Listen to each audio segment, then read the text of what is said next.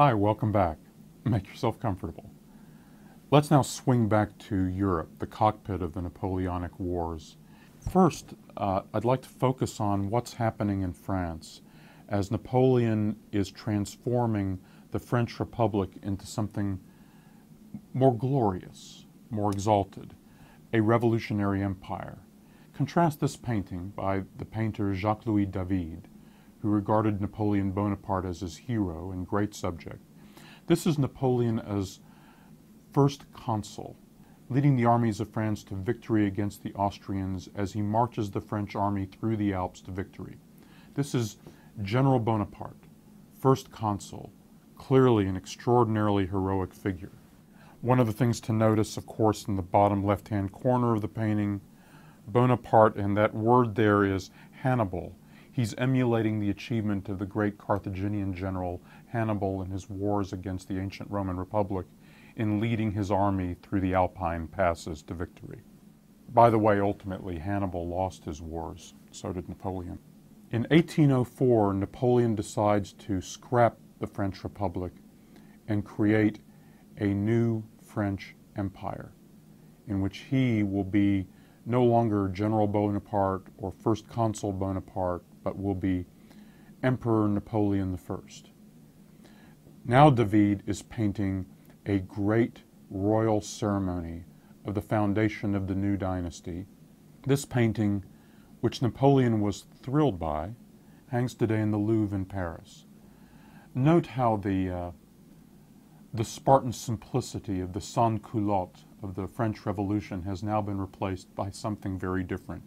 He's trying to recover the grandeur of the old regime, but with a very different set of values at its heart. Let's zoom in a little bit on this painting and just notice a couple of interesting details. Note over here at the right, that's the Pope, who appears to be conferring his blessing on the proceedings, surrounded by bishops. Reconciliation with the Catholic Church. Remember that was the great issue that had torn France apart in the early days of the Revolution. Napoleon, having crowned himself, now holds the crown that he will also bestow upon his empress, Josephine, the self-made emperor reconciled with the Church. Think of this still as a revolutionary empire.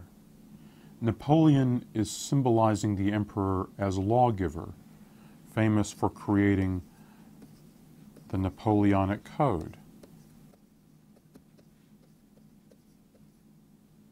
Think, too, of the emperor and the new empire as liberating force, freeing oppressed peoples.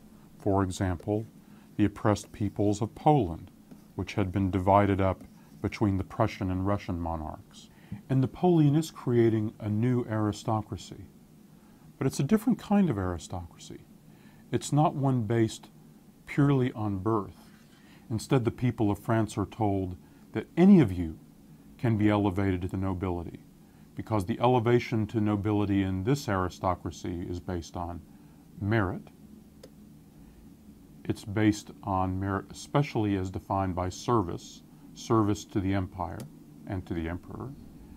And also, wealth doesn't hurt. People of property are respected.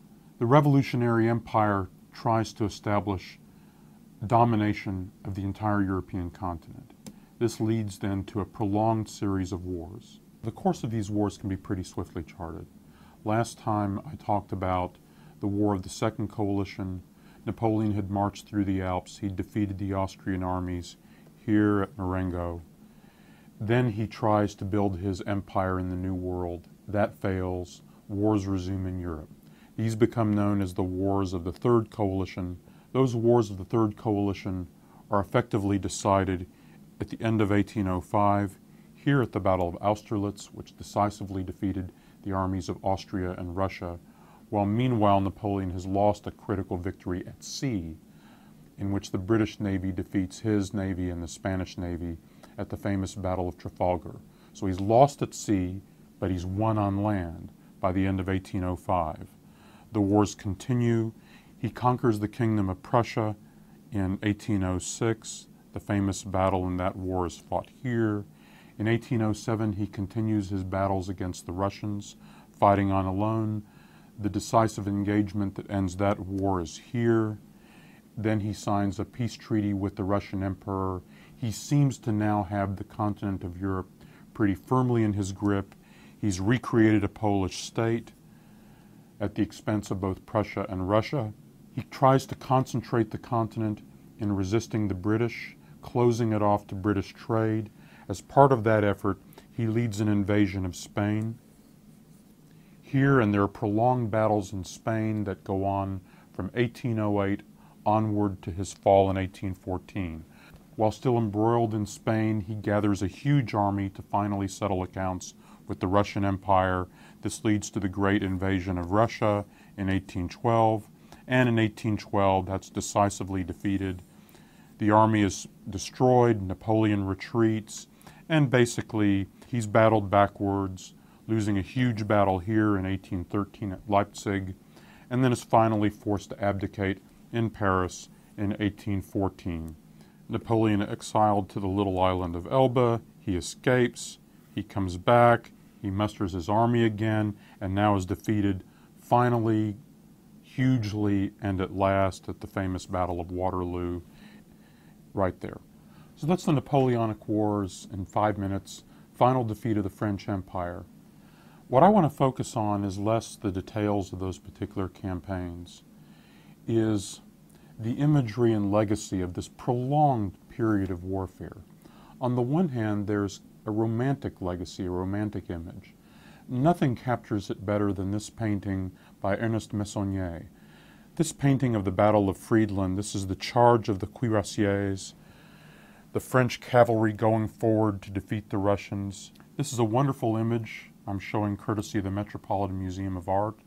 Notice some of the details here, the gallantry of the cavalry before their emperor.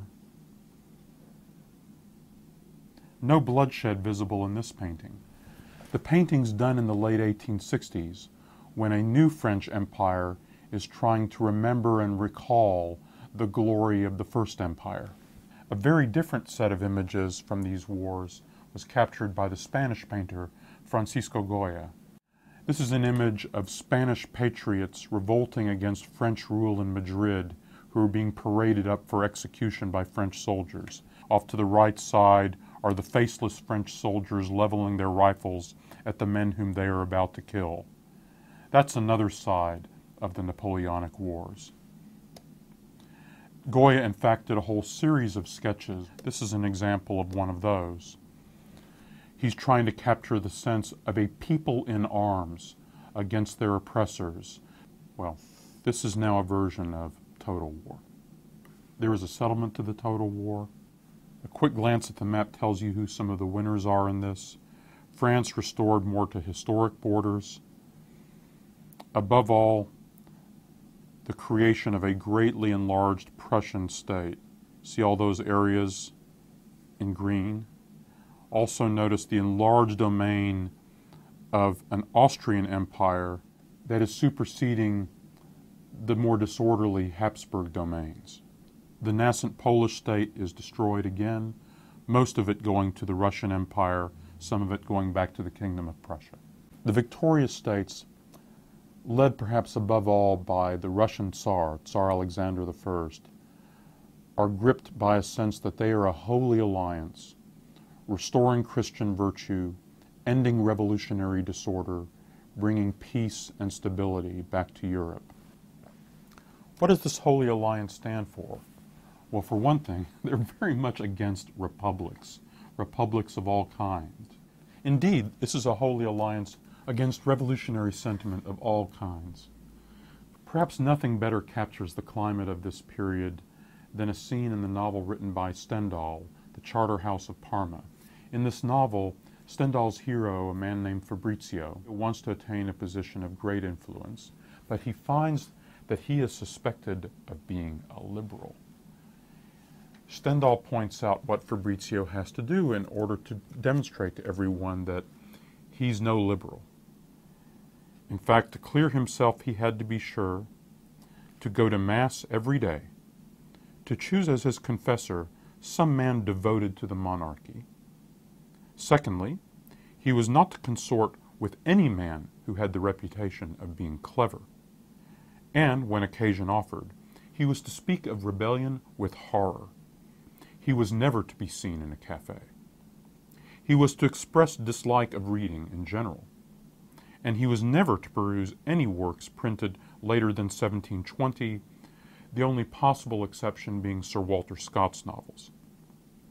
And lastly, he must not fail to pay open court to some pretty woman in the district, which would prove that he had none of the gloomy and discontented spirit of the conspirator. For the rest, he must be simple. No wit, no brilliancy, no swift repartee. That's the atmosphere of the Holy Alliance. But the ideals themselves had captured the imagination of people all over Europe, many of whom, like Russian soldiers who had encountered French ideals while serving in Germany or in the occupation army in France, they would come back to Russia and lead an effort to overthrow the Tsar at the end of 1825. The Tsar himself really was a symbol of the Holy Alliance, including its fervent devotion to Christian principles.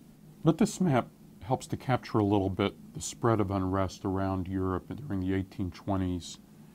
The attempted coup to overthrow the Tsar in the end of 1825, especially earlier in the 1820s, the Spanish monarchy had given way to liberal principles in an effort to try to hold the allegiance of its people as it reclaimed rule over the country. There was a series of revolts in the early 1820s.